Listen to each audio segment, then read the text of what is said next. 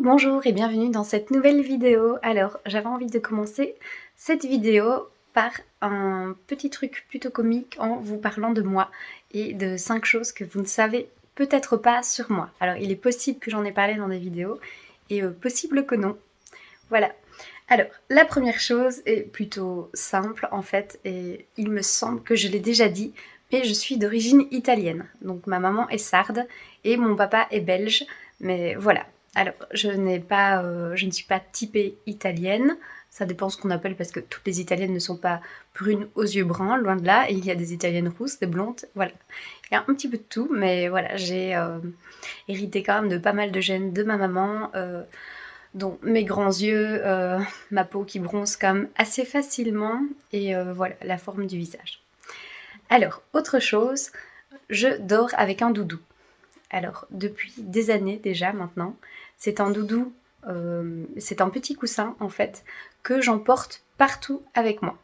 Donc que ce soit dans l'avion ou quoi que ce soit, il voyage vraiment partout et il se retrouve toujours dans mon lit. Voilà, donc je ne l'oublie pas non plus de le reprendre quand on s'en va de l'hôtel.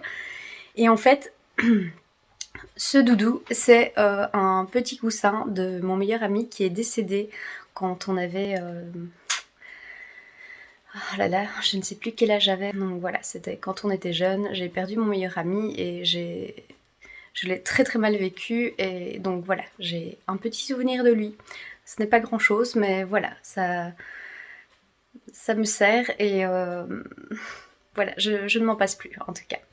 Alors, une troisième chose, c'est plutôt en ce qui concerne la salle. Voilà, je sais que il y a des gens par exemple qui aiment bien pendant leur pause prendre leur GSM et tout ça et regarder. Mais moi je ne suis pas du tout comme ça, donc j'évite surtout de prendre mon GSM et de le laisser au casier. Parce que pour finir, on doit faire 1 minute 30 de pause et on est à 4 minutes parce qu'on a regardé sur mon GSM et ça c'est hors de question.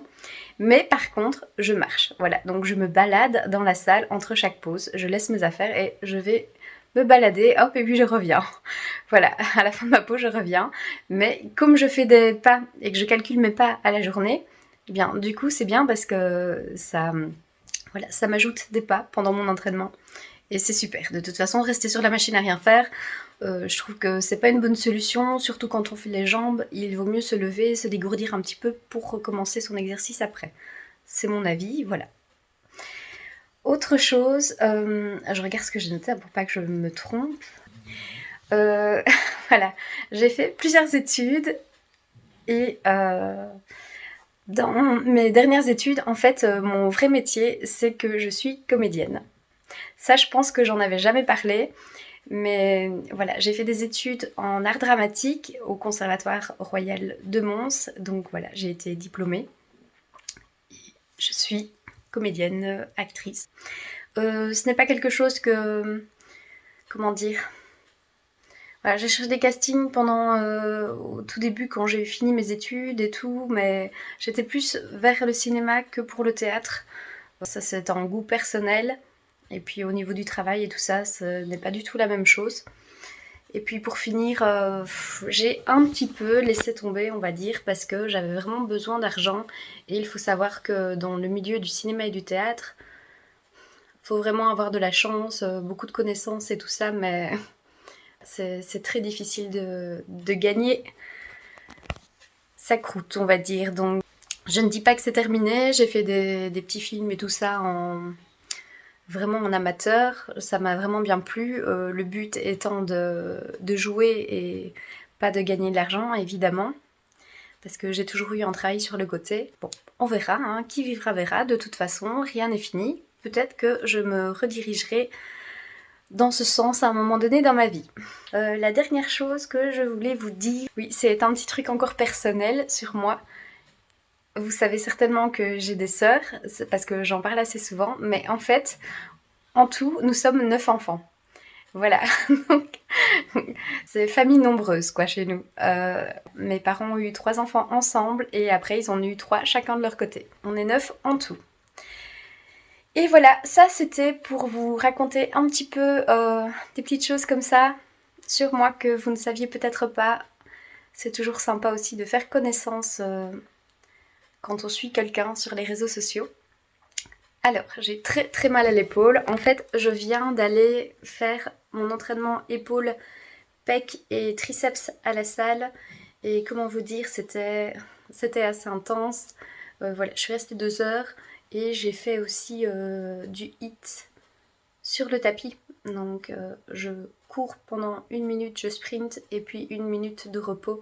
Mais franchement, c'est pas vraiment 1 minute de repos hein, parce que le temps que ça redescende, que le tapis redescende en vitesse et puis remonte, voilà. Bon. Là, je suis à 3 semaines de diète. Comme je vous disais dans la précédente vidéo, on verra un petit peu ce que ça donne ici. Donc je vais vous montrer après 4 semaines où j'en suis, si j'ai perdu du poids ou quoi que ce soit. Bon, normalement, oui. Bon, faut pas exagérer non plus. J'étais presque à 61, 62 là quand même. Et puis, voilà, normalement, ça a descendu. Donc, on va voir tout ça. Hier, j'ai fait mes meal prep aussi. Donc, comme ça m'aide à ne pas craquer en fait. Une fois que j'ai fait mes meal prep, ils sont tous dans le frigo.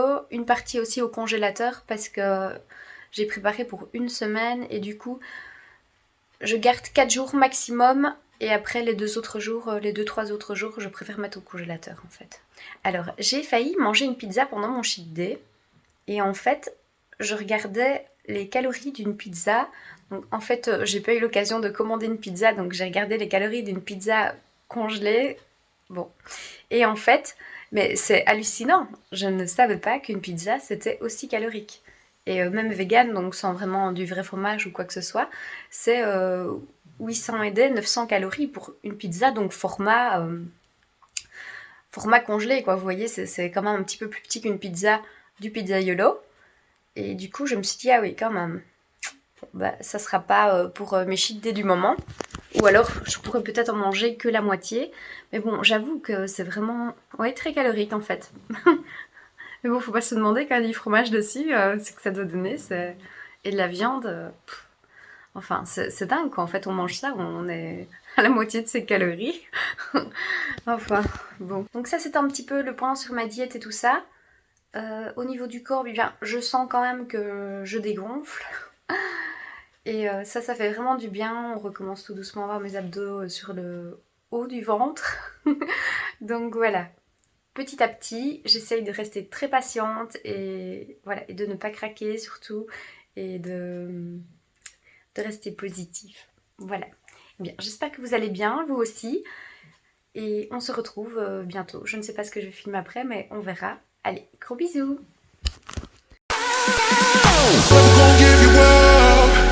Never gonna let you go, never gonna say goodbye, no. Never gonna give you up. I'm never gonna let you go, never gonna say goodbye, no. Never gonna give, never gonna give, never gonna give you up. Never gonna give, never gonna give. Never gonna give, never gonna give, never gonna give you up. Never gonna give, never gonna give.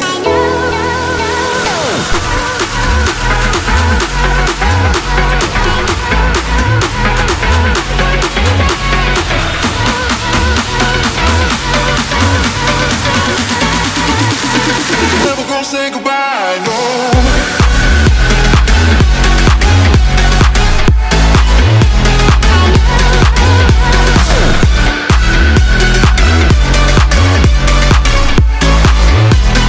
Never gonna say goodbye, no.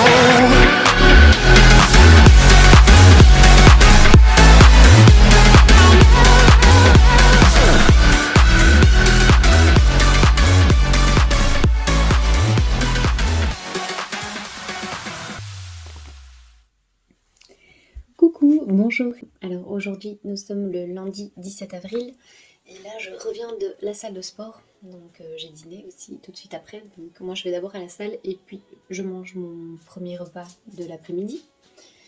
Alors, donc au niveau du dernier bilan que j'ai fait, j'avais dit que je vous tiendrais au courant, donc je m'étais pesée et de 62 j'étais passée à 59,5 kg. Voilà, donc c'est déjà bien, voilà, c'est pas encore vraiment extraordinaire, mais bon, voilà, petit à petit. Il faut savoir que mon métabolisme est vraiment très lent et il a ralenti à cause de la première sèche aussi. Donc voilà, c'est ainsi, on fait avec et on est patient. Alors, on a diminué les calories de nouveau, donc là c'est la première fois où j'ai réellement faim. Donc quand je vais dormir, j'ai faim. Quand je me réveille, j'ai faim aussi. Mais bon, ça c'est un peu plus logique. Mais c'est vrai que quand je vais me coucher, j'ai vraiment faim. Donc ce que je fais, c'est que j'essaye de reporter au plus tard mon souper. Mais pas trop tard non plus. Et puis ensuite, je vais tout de suite coucher en fait.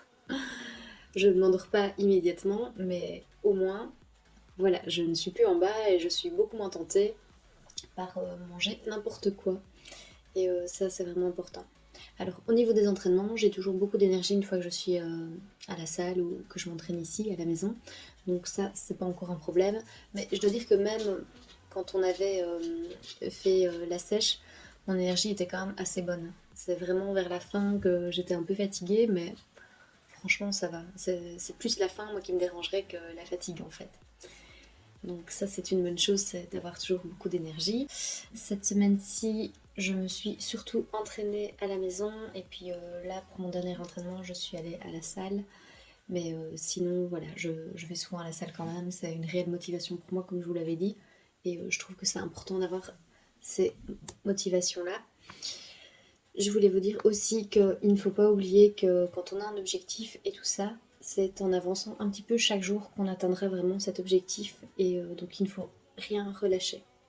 Voilà, on peut avoir des moments de pause, de doute, mais il faut continuer vers son objectif. Voilà, et en fait, il n'y a aucune raison de ne pas y arriver à partir du moment où tous les jours vous avancez un petit peu vers ce à quoi vous avez envie. Que je suis désolée pour cette petite tête, mais là je reviens de la salle. Voilà, j'ai bien transpiré et ça a été une séance très très intense. Donc là j'ai fait les fessiers et les jambes. Je suis restée 2h30. Alors il faut savoir qu'il y a aussi des exercices où je fais en alterné, donc je fais d'abord la jambe droite puis la gauche et du coup évidemment ça me prend plus de temps. Donc, je voulais vous donner des petits conseils pour rester motivé. Donc la première chose c'est de ne pas faire du sport une contrainte. Voilà, ça doit être un plaisir et ça doit le rester tout le temps. Si un jour vous avez un entraînement particulier à suivre mais que vous n'avez pas envie par exemple de faire celui-là, eh bien choisissez d'autres exercices par exemple qui vous plaît, mais allez-y quand même et ça vous fera du bien en fait. Parce que dès qu'on sort de l'entraînement, de toute façon, on est heureux, c'est sûr, hein, parce qu'on sécrète de l'endorphine et c'est hyper agréable. Ça ne peut être que positif en fait de s'entraîner. Autre chose, allez-y, donc sans les pieds de plomb, évidemment. Et alors, je vois vraiment plein de gens maintenant à la salle qui sont quand même bien habillés. En fait, alors, on va pas parler d'écologie là, on va parler de cet effet de mode, mais là maintenant, actuellement, il y a des beaux leggings à n'importe quel prix. Il y a aussi des belles petites blouses, il y a des beaux soutiens-gorge de sport. Donc laissez-vous tenter. Prenez des choses qui vous plaisent et dans lesquelles vous vous sentez bien et dans lesquelles vous avez envie de venir vous entraîner. Sentez-vous jolie ou jolie. Et ça, c'est important en fait. C'est important d'être d'abord à l'aise dans ses vêtements. À l'aise ne veut pas dire avec des vêtements très amples, mais si vous préférez les vêtements amples, c'est ok aussi, c'est très bien. Le but n'est pas de draguer à la salle de sport. Enfin, très souvent, franchement, c'est quand même des gens qui viennent et qui sont là pour s'entraîner et pas pour draguer. Parce qu'on entend beaucoup dire des choses, mais franchement, moi, je remarque quand même que les gens sont là pour s'entraîner. Et c'est ça leur principale activité dans la salle. Et je voulais dire aussi, ne soyez pas jaloux. Donc n'empêchez pas votre compagne ou votre compagnon d'aller à la salle avec tel vêtement ou juste parce qu'il y a d'autres garçons ou il y a d'autres filles. C'est dommage en fait. C'est dommage parce que c'est quelque chose qui va épanouir la personne d'aller faire du sport et lui casser son envie en lui disant de pas s'habiller comme ça ou de pas faire ci, de pas faire ça. Enfin, c'est triste en fait. C'est triste. On est dans un monde qui évolue, il faut rester ouvert d'esprit et ne pas critiquer. De toute façon, c'est pas un vêtement qui fera la différence.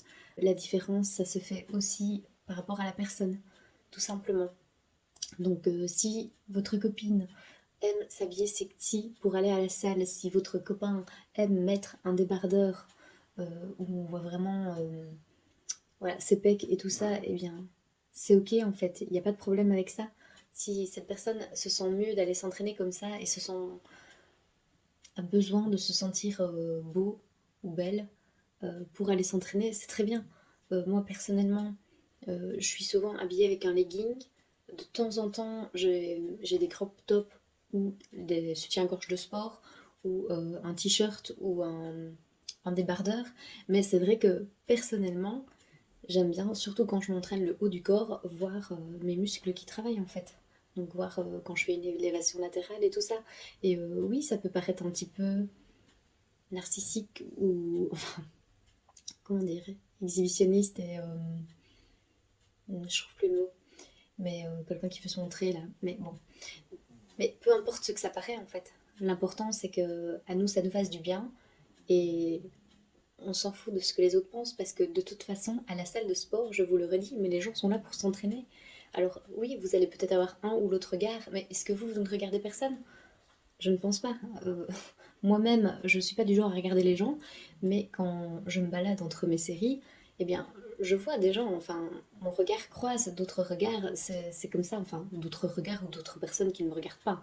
Et c'est pas grave, en fait, c'est naturel de regarder les gens, d'avancer, quand vous avancez dans la rue, vous voyez plein de gens aussi, c'est pas pour ça que les gens vous jugent ou quoi que ce soit, en fait. Donc, il faut vraiment mettre ça de côté en fait.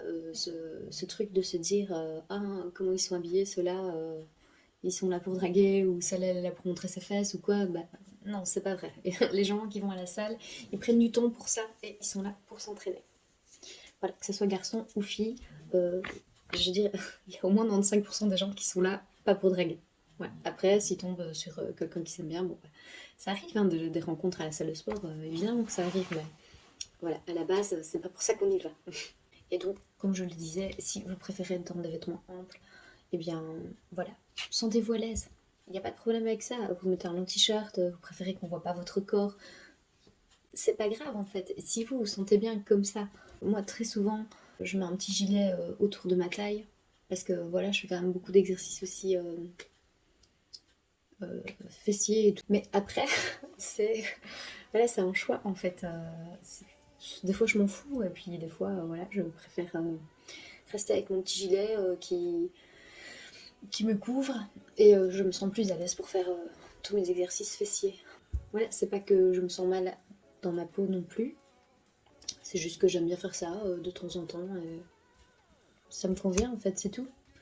Je ne critique pas les autres personnes non plus et moi je vais même vous dire, je suis contente de voir des gens bien habillés à la salle de sport en fait, avec des filles avec des petites brassières et des leggings, je trouve ça très joli en fait. Donc voilà, je suis pas du tout jalouse de voir quelqu'un qui avec un petit short et un soutien-gorge de sport, tant mieux. Les gens sont fiers de leur corps et je trouve ça magnifique en fait. Je pense que c'était important vraiment de parler voilà, du côté vestimentaire. Et je pense aussi que c'est un truc qu'on a plus ici, donc dans les pays européens, hein, parce que en Amérique, dans les salles de sport, il y a des gens qui sont à moitié nus, quoi, avec des petites combinaisons extrêmement décolletées, moulantes. Enfin voilà quoi, il y en a même qui font leur posing en bikini dans la salle de sport. Et voilà, c'est comment dire, c'est anodin en fait là-bas. Donc voilà, je pense que c'est une culture à l'européenne plutôt où on est moins dans le m'as-tu vu. Voilà, j'ai l'impression en tout cas. Donc, la fois passée, j'étais en train de faire des kickbacks à la poulie et il y avait un garçon derrière moi qui faisait les pecs à la barre. Et à un moment donné, évidemment, on a toujours tendance à pousser plus d'un côté que de l'autre. Enfin, on n'est pas complètement équilibré, ça c'est sûr, on le sait tous. Il n'avait pas mis de protection, donc ses poids tombent d'un côté. Bon, heureusement, il ne se fait pas mal. Là, je vois deux garçons quoi, qui rigolent sur le côté et qui expliquent vite à l'autre, un des deux explique vite à l'autre ce qui s'est passé, au lieu d'aller lui expliquer ce qu'il faut faire. Quoi. Donc, du coup, j'achève mon exercice. Je suis allée lui montrer qu'il y avait des sécurités à mettre pour protéger ses points en fait, parce que le problème c'est qu'il risque de se blesser, qu'il risque de blesser les autres. Donc au lieu de se moquer, ce qui est plus intelligent tout de même, c'est d'aller vers la personne et de lui donner un conseil. Cette personne m'a dit merci, donc voilà, c'est pas la honte en fait de demander un conseil, c'est pas la honte non plus d'aller donner un conseil, mais pour moi c'est tellement normal en fait et naturel d'aller conseiller quelqu'un. Enfin, ça prend 3 secondes, clairement, et après, je vous l'avais déjà dit, mais c'est pas grave quand même si quelqu'un vous dit de quoi tu te mêles, enfin tant pis quoi, qu'est-ce que vous voulez. Moi, on est déjà venu aussi me reprendre pour un exercice il y a déjà quand même longtemps, mais enfin, moi je suis d'accord si quelqu'un a quelque chose à me dire et que en fait j'étais en train de faire des fentes et il m'a dit, c'était un coach d'une autre salle et il m'a dit de mettre plus de poids dans mon quadriceps en fait quand je remontais, tout simplement. Donc c'était un bon conseil et voilà, je suis contente de l'avoir eu. Et bien ça m'a fait plaisir de papoter avec vous, même si vous n'êtes pas clairement avec moi. Et en fait, j'ai dû me mettre comme ça parce que je n'ai plus de place sur mon siège. Je vous montre. En fait, voyez-vous, voilà. Il y a une petite bête là. On le voit? Ah voilà. Voilà, il y a une petite bête qui s'est faufilée sur mon siège. Et du coup, il prend toute la place. Et j'ai vraiment à peine la place pour mettre mes fesses. Enfin, un bout de mes fesses. Voilà, et bien, je vous reprends bientôt hein, et je vous raconte d'autres petites choses. Allez, bisous, à tantôt.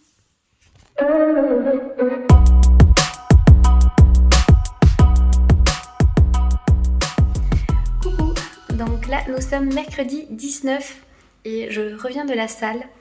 Alors je regarde un petit peu sur ma montre combien de calories j'avais brûlé. Donc aujourd'hui j'ai fait jambes, fessiers et j'ai fait un rappel épaule. Je suis restée 2h26 à la salle. C'est vrai que c'est long, mais j'ai fait aussi mon HIIT. Oui, j'ai des petits cheveux du coup. Je voulais vous dire que aujourd'hui je vais faire mon meal prep. Du coup je vais vous montrer un petit peu ce que je consomme en ce moment.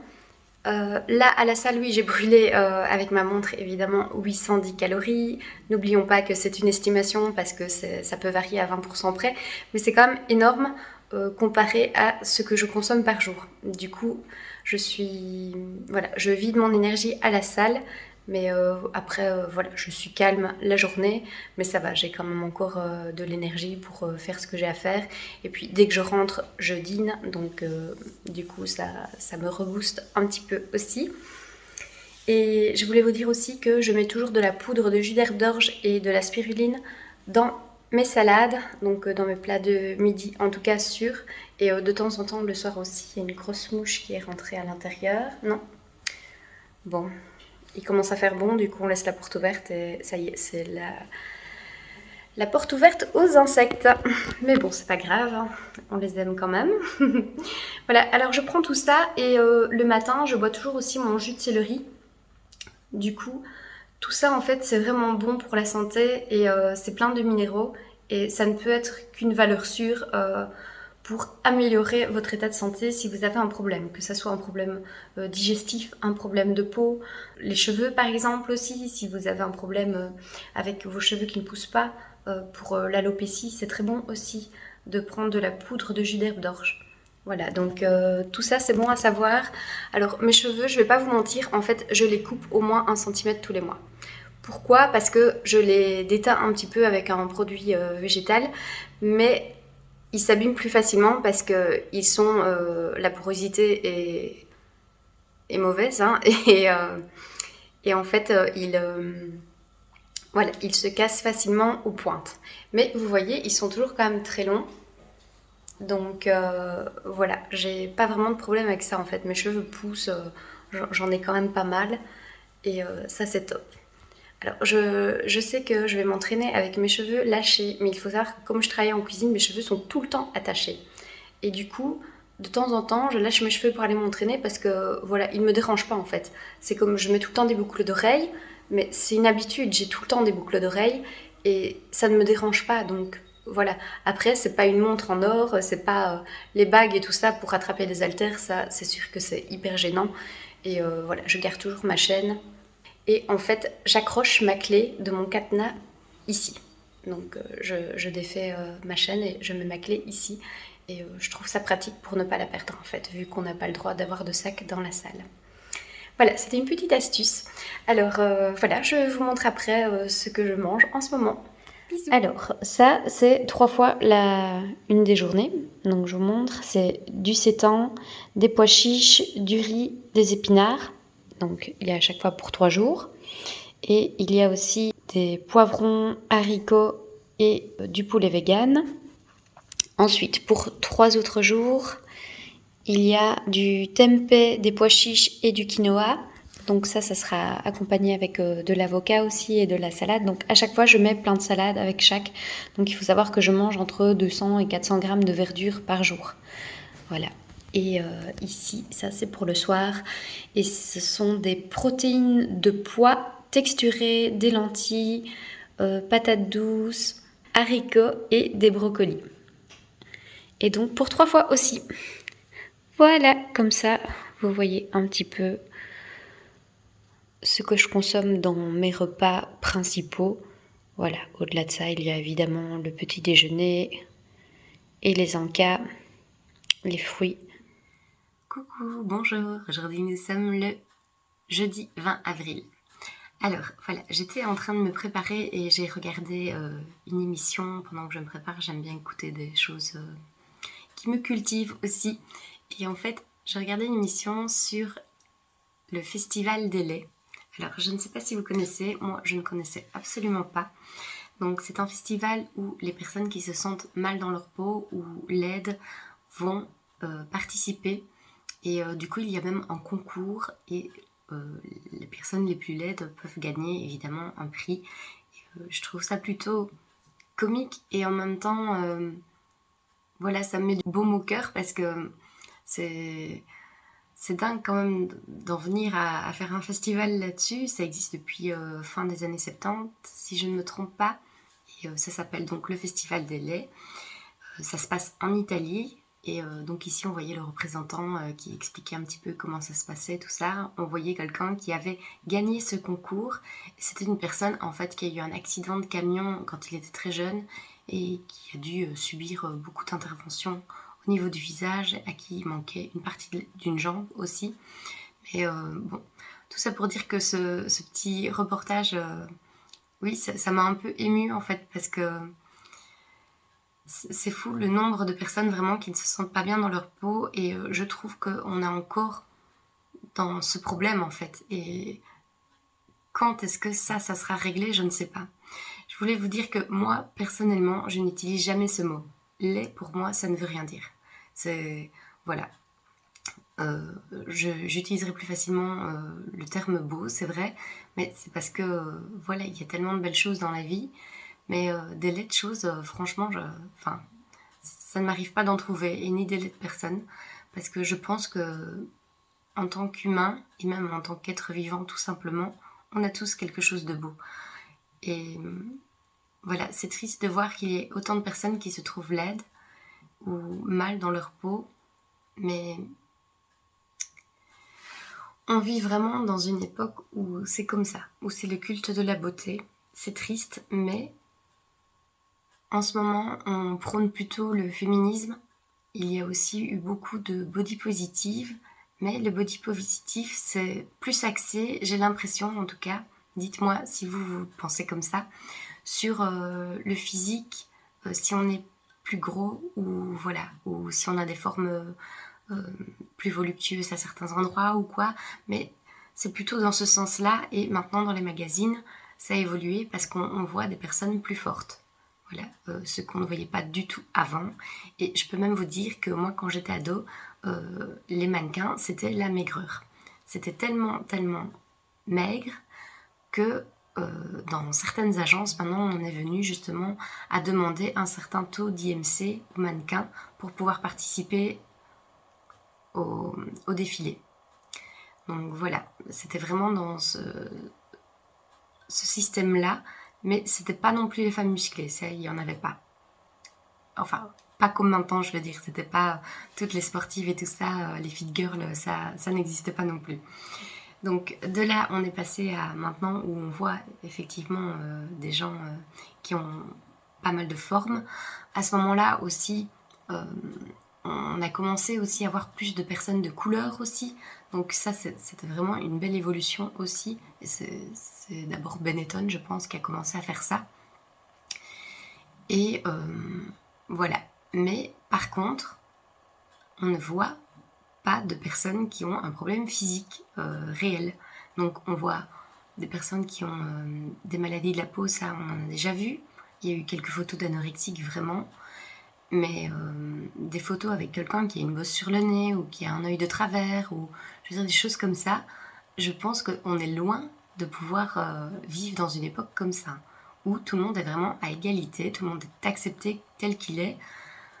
Malheureusement, voilà, mais bon, qui sait, on peut espérer un monde comme ça. Mais en tout cas, je voulais, oui, donc vous dire que je n'utilise pas ce mot et que personne ne devrait l'utiliser parce que tout le monde est beau à sa façon et voilà, je pense que vraiment la beauté c'est loin d'être juste physique en fait. Et c'est important de le comprendre parce que ici je regardais l'émission et en fait je n'ai trouvé aucune de ces personnes laides. Voilà, j'avais envie de vous partager ça avant d'aller bosser parce que je trouve que c'est important d'en parler aussi et on n'en parle pas assez. Voilà. Et depuis que je suis toute petite, je n'ai jamais rejeté qui que ce soit dans ma vie parce que cette personne était plus forte ou parce qu'elle était moins belle ou parce qu'elle était moins riche aussi. Parce que ça, à l'école, il y a beaucoup de choses comme ça. Donc voilà, moi j'ai toujours appris à accepter tout le monde. Plein de gens en fait. Voilà, je suis ouverte, je n'ai pas de problème avec ça. Et je pense qu'on passe tous par des périodes difficiles dans la vie. Il y en a qui ont vraiment la chance de n'avoir jamais manqué de rien, mais ça n'est pas le cas de tout le monde. Voilà, donc il faut le comprendre, même si on ne l'a pas vécu. Allez, bon, je vous laisse parce que je dois aller travailler. J'espère que vous allez y penser aussi et ne plus jamais dire que quelque chose ou quelqu'un est laid, parce que ou un être vivant, hein, les petits animaux là. Quand je vois des fois, j'ai déjà vu des vidéos passer genre le chien le plus laid du monde, mais ce chien a l'air tellement adorable. Enfin, c'est vrai que il y a des animaux qui sont un peu bizarres, mais c'est pas grave. On les aime quand même et voilà. Et il ne faut pas, voilà, il faut aller au-delà de tous ces complexes de beauté. Nous sommes plus forts que ça et ce qu'il y a dans notre cœur, ça ne remplacera jamais la beauté physique. Allez, à bientôt!